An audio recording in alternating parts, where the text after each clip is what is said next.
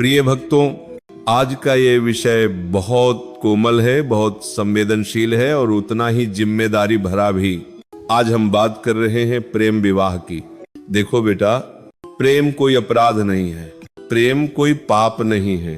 प्रेम तो स्वयं परमात्मा का स्वभाव है, लेकिन प्रेम के नाम पर जो भ्रम होता है, जो अहंकार होता है, जो वासना होती है, वही मनुष्य को दुहक देता है। आजकल लोग कहते हैं हमने प्रेम विवाह किया है क्योंकि हम एक दूसरे से बहुत प्रेम करते हैं। मैं पूछता हूं, क्या तुमने प्रेम को समझा है या केवल आकर्षण को प्रेम समझ लिया है? प्रेम और आकर्षण में अंतर समझो बेटा। आकर्षण आंखों से होता है, प्रेम आत्मा से होता है। आकर्षण आज है कल नहीं, प्रेम आज भी है कल भी है, जन्म जन्मांतर तक है। जहां प्रेम है वहां त्याग होता है, जहां केवल आकर्षण है वहां अधिकार होता है। अगर तुम कहते हो वह मेरी है, वह मेरा है, तो समझ लेना वहां प्रेम नहीं, मोह है। प्रेम विवाह क्यों कठिन होता है? देखो बेटा, प्रेम विवाह कठिन इसलिए नहीं होता कि दो लोग प्रेम करते हैं।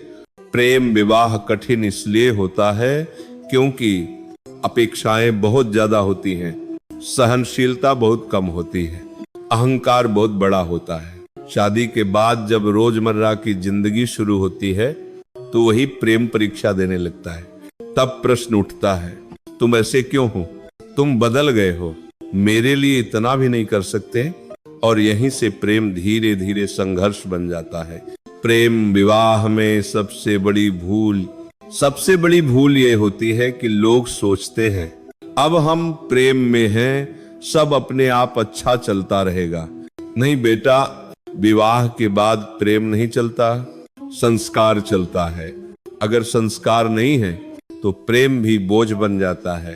परिवार से विरोध क्यों होता है? अब सुनो एक बहुत महत्वपूर्ण बात। माता पिता जब प्रेम विवाह का विरोध करते हैं तो अधिकतर मामलों में वह दुश्मनी से नहीं, डर से होता है। डर किस बात का?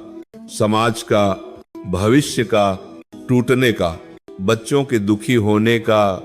लेकिन जब बच्चे जिद पर अड़ जाते हैं तो माता पिता की पीड़ा कोई नहीं देखता।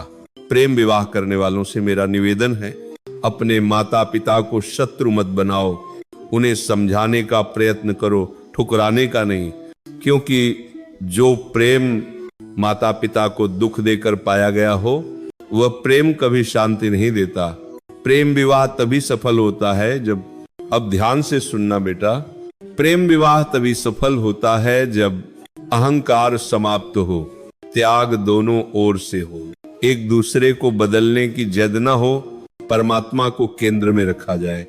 अगर पति कहे मैं सही हूं और पत्नी कहे मैं सही हूं तो घर नहीं, युद्ध क्षेत्र बन जाता है। स्त्री के लिए उपदेश, बेटी अगर तुमने प्रेम विवाह किया है तो यह मत समझना कि अब तुम्हें केवल अधिकार ही मिलेगा।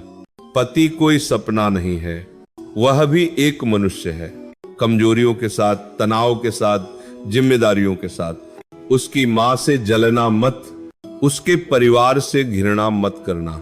जो स्त्री पति को परिवार से अलग करती है वह धीरे धीरे स्वयं भी अलग थलग पड़ जाती है। पुरुष के लिए उपदेश, बेटा प्रेम विवाह का अर्थ ये नहीं कि अब तुमने पत्नी पाली, अब सब कुछ तुम्हारा है। नारी कोई वस्तु नहीं है, वह सहचरी है। अगर तुमने प्रेम विवाह किया है तो तुम्हें और अधिक जिम्मेदार बनना पड़ेगा। माता पिता को भूलकर पत्नी के प्रेम में अंधा होना भी अधर्म है। संतुलन सीखो बेटा, यही गृहस्थ धर्म है। जब प्रेम में समस्या आए तो क्या करें? समस्या आएगी बेटा, आएगी ही आएगी, लेकिन उपाय भी सुन लो। एक दूसरे से चुप मत हो जाओ, अपमान मत करो, तुलना मत करो, तीसरे को बीच में मत लाओ, और सबसे जरूरी भगवान को साथ लाओ।